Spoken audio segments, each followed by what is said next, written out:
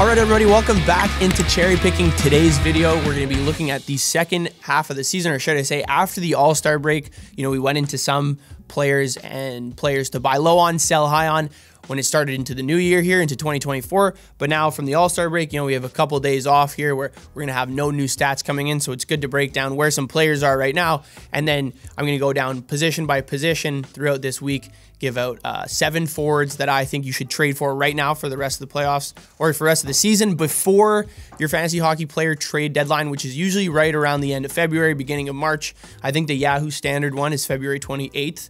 But don't quote me on that. On your league, it might be a little bit different. So we're going to be looking at 7 forwards today that you should target to trade. 7 guys I think that will really help boost your fantasy hockey roster for the rest of the season. All right, so the first guy we're going to be looking to trade for is Brady Tkachuk on the Ottawa Senators. This is a guy from the beginning of the season I was saying I thought he'd be a top 10 fantasy hockey player. He's not there quite right now. Top 50 so far on the season. Over the last 30 days, you know, he's standard Yahoo Fantasy Hockey scoring. He's top 80 right now. So he's, I guess, underperforming recently. Also, you can look at the Ottawa Senators as a whole, just underperforming a lot over the last 2 months. Even after firing DJ Smith, you know, Jacques Martin hasn't really been able to change a ton. But he is one of those coaches that is more of a structural change, and maybe it takes a little bit of a team to kind of get behind his ways. You know, it's a much different than like a kind of hire that the Wild did, you know, with John Hines. I think he can come in and have an immediate impact. Jacques Martin goes by it a little bit slower, a little bit more structurally on the ice as well. So I think we'll see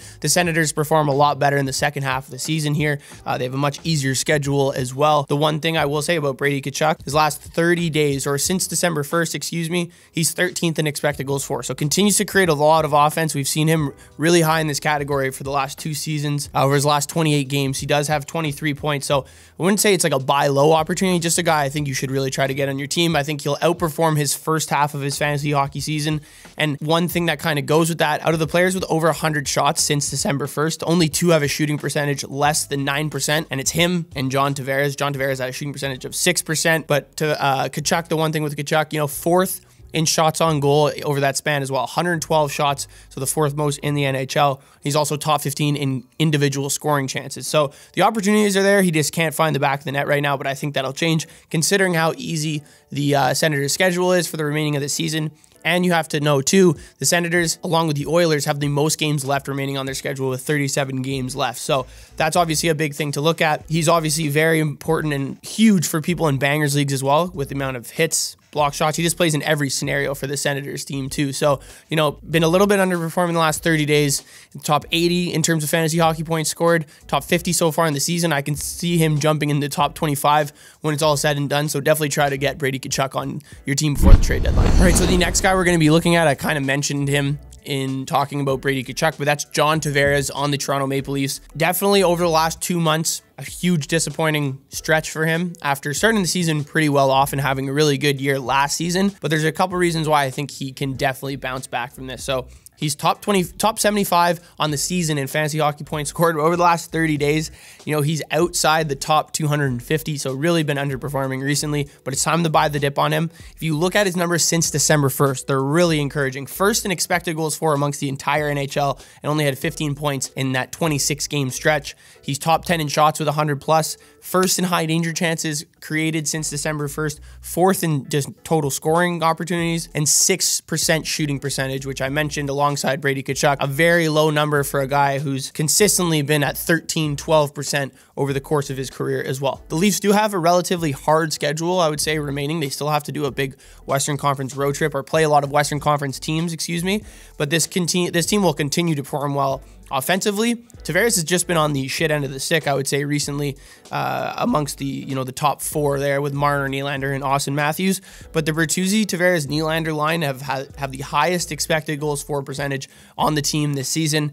On a per game basis, they're creating the most offense as well. So Tavares being on that line and the guy kind of dictating the pace of that line as well. We've seen him perform really well over stretches, and I think the Leafs offense has kind of been missing that piece, and I think he'll be there for the second half of the season. All right, so the next guy we're going to be looking to trade for is actually Trevor Moore and the LA Kings. Have a great start to the season, but as this Kings team has kind of taken their downward spiral over the last 2 months, I'd say, he's kind of gone with it as well. You know, you look at his season as a whole, he's a top 90 fantasy in terms of fantasy hockey points scored. And if you look at the last 30 days, he's a top 180, right around that 170 mark. So a little bit more of a disappointing last 30 days considering start to the season. I think everyone thought he was just going to be a consistent, smooth ride all the way till the end of the season. Doesn't really happen like that when you're looking at your breakout season, but I think we'll see him come back here for a few reasons. Over the last 30 days, or sorry, last 60 days since December 1st, 7th highest in expected goals for, but only has 15 points in those last 27 games too. So as a whole, this Kings offense is underperforming. When that happens, it's going to start to trickle down to every single player, not just like, let's say, Adrian Kempe or Kevin Fiala. It's going to start to hurt Trevor Moore, Kopitar, and those kind of guys. But he's creating a lot of offense right now. He's top 10 also over that stretch in shots on goal with 100 plus. And the Kings, I've mentioned this a couple times in videos before, or even if you follow the Cherry Picking TikTok account, the Kings have a very easy remaining schedule. The third easiest remaining schedule. They play a bunch of teams that are below 500. You know, they play very few teams that are above 500 or even in a playoff spot for that matter. You know, they get to play the really soft part of their schedule against that bottom half of the Pacific and the Central Division 2 there. So that's obviously really encouraging. And then you're looking at the line that Trevor Moore is playing on with Phil Deneau and Kevin Fiala, a 62% expected goals for percentage, leads all lines on the Kings right now. You know, for a while, we saw that Kopitar, Byfield, Kempe line be the sole leader of this offense, but I think this line has kind of overtaken them in both aspects, offense and defense. You know, playing with a guy like Phil Deneau, he's been awesome defensively for pretty much his entire NHL career, locking down #1 centers. So I think we're going to see the bulk of the offense go towards Trevor Moore and Kevin Fiala in the second half of the season, and I think Trevor Moore is probably the best candidate to get on this Kings team. All right, so the next guy we're going to be looking at here is actually Seth Jarvis on the Carolina Hurricanes. I've talked about him a little bit too as someone that I think can uncover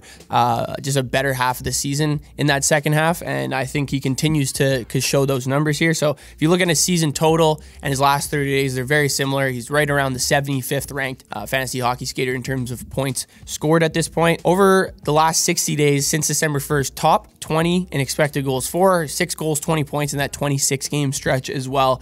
The one good thing to note here, 11 of his 14 assists have been primary assists, so he's really right in the thick of it when it comes to the Carolina Hurricanes scoring opportunities and when they're scoring goals. I could see him untap his scoring potential even further after the All-Star break as well. 9th in high danger chances over that same stretch. His shot volume is definitely a little low, but he plays on a fantastic line right now with Jordan Staal and Jordan Martinook. This line is the second best expected goals for percentage on the team this season and has played a ton of minutes together as well. They're also a great defensive line, so if you're playing well in both ends, you're just going to continue to get more ice time too. So I think we're going to see a really motivated Carolina Hurricanes offense and team to win a ton of games in the second half as they continue to battle for the best playoff spot possible. So I think Seth Jarvis will have a huge hand in that as well on the offensive side of things. So definitely try to get Seth Jarvis on your squad. All right, so one player you should be targeting on the St. Louis Blues is actually Pavel Buchnevich. You know, solid season so far to start, 39 points on the season in 46 games played. You're looking at his last 30 days and his season total, very similar to Seth Jarvis with where he's kind of ranked right around the top 80 as well. Just a guy I think who has a lot of untapped potential for the second half of the season here as the St. Louis Blues continue somehow battle for this playoff spot. Jordan Binnington has been playing awesome so far this season, and then a bulk of the offense has been coming from this top line of Kyrou, Robert Thomas, and Buchnevich. If you look at his numbers since December 1st, top 20 expected goals for with 21 points in that 26 game stretch, top 20 in scoring chances for, so the volume is there for Buchnevich right now. And then to put to that, he has the 6th easiest remaining schedule, and as I mentioned, playing on the absolute juggernaut line between with Robert Thomas and Jordan Kyrou. Robert Thomas having a breakout season as well as he continues to just rally up or tack on those assists. Buchnevich, if you look at his career recently, you know, he's been over a point per game the last 2 seasons with 143 points in 136 games. So even if he stays at his current pace right now, we're looking at an 80-plus point season, but I think we can even potentially see a 90-plus point season for Buchnevich, considering how soft his remaining schedule is and what line he's playing in, all the scoring positions, and looking kind of recently his shooting percentage compared to his shot volume. I think there's a lot of potential for Buchnevich to be a really valuable fantasy hockey player in the second half of the season. All right, and the last player I'm going to be going fully into before I get to a couple honorable mentions for this video is actually Rickard Rakell on the Pittsburgh Penguins. He's 33% rostered, playing in that right wing position for that Penguins team right now. So in some leagues, he's available on your waiver wire, but if not, I think he could be such a sneaky addition to your team for the rest of the season after NHL play resumes after the All-Star break. So his last 30 days, he ranks outside the top 130 in fantasy hockey points scored. And for the season, he's outside the top 300 just because he's been hurt. He's played like 30 games. But I think there's a lot of untapped potential for Rakell at this point, and I want to explain it. So the Pens have the third highest expected goals for per 60 on the season in terms of total offense created. If you look at their actual goals for per 60, essentially goals for per game, they're 20th in the NHL, which goes hand in hand and totally makes sense why they have a bottom 5 shooting percentage in the NHL, scoring on less than 9% of their shots. And looking at it even further, I looked at each team's power play about a week ago, their actual stats, the metrics, to kind of see which ones are overperforming, which ones are underperforming. And there were 3 that kind of stood out that were underperforming, and it was Washington's power play, Minnesota's power play, and then Pittsburgh's power play, actually. So Pittsburgh's top 10 in scoring chances, high danger chances, and shots on goal per game on a per power play basis, but they have a power play percentage that ranks outside the top 25, I believe, right now. So one of the worst in the NHL, and one of the reasons why I call out Rakell to be a guy that you can try to trade for is Malkin has had a good start to the year, but he is just big and slow at this point and just not really performing into what we saw at the beginning of the year and what we've seen in years past as well. He's getting relatively old at this point. Crosby, no one's going to trade you Crosby. Gensel probably on the same kind of sphere as that right now, especially considering he could get traded as well. And so you're looking at Rakell and then Brian Rust. In terms of fantasy hockey viable players that you could probably get or trade for, both players have been injured for parts of the season. Both play very similar roles, kind of flip-flop from that Crosby line. But I think I like Rakell better.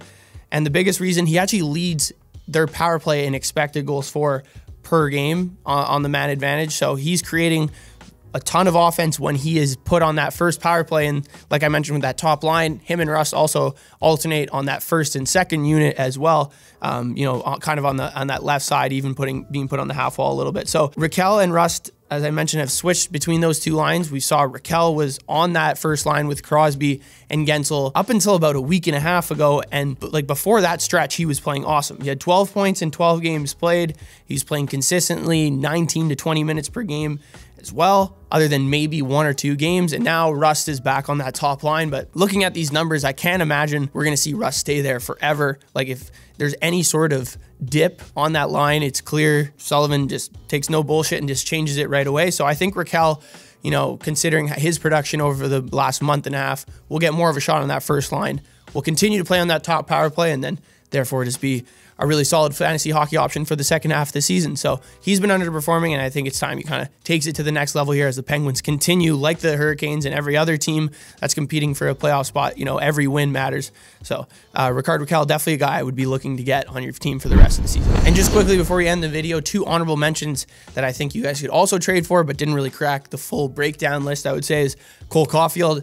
You know, top 25 in expected goals for the season, but 9% shooting percentage, really low for a guy his talent, his caliber. His career shooting percentage about 13%. Last year was 16. Montreal does have a tough schedule, so that's the one thing I'd say that goes against Caulfield for the rest of the season. And also Elias Lindholm. If he gets traded, right now he's top 15 in expected goals for this season, scoring on less than 7% of his shots.